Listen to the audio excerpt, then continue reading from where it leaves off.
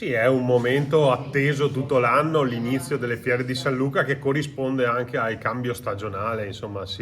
cominciano i primi freddi e ognuno di noi porta con sé dei ricordi importanti. La lettera che ha fatto commuovere tutti è di un bambino pronto ad accogliere i figli di Corrado che ha una giostra e che quindi per un periodo starà a scuola qui a Treviso. Loro sono itineranti e quindi cambiano durante l'anno parecchie scuole, però è anche bello che i bambini li accolgano così, segno evidente che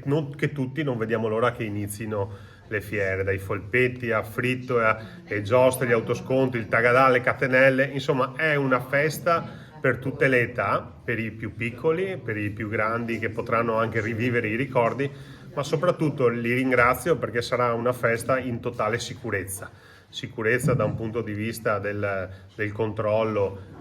coadiuvato anche dalle forze dell'ordine e anche sicurezza da un punto di vista sanitario perché ci saranno gli addetti al pronto soccorso pronti per ogni evenienza. Quindi invito tutti a partecipare e riaprire l'album dei ricordi legati alle fiere. Io ricordo che mia mamma non mi faceva andare con il giubbotto nuovo perché sennò l'avrei sporcato, così come ricordo sempre molto volentieri è fritto e gli autoscontri. Insomma, ognuno di noi porta con sé dei ricordi che però devono essere sempre alimentati, quindi vi aspettiamo alle fiere di San Luca.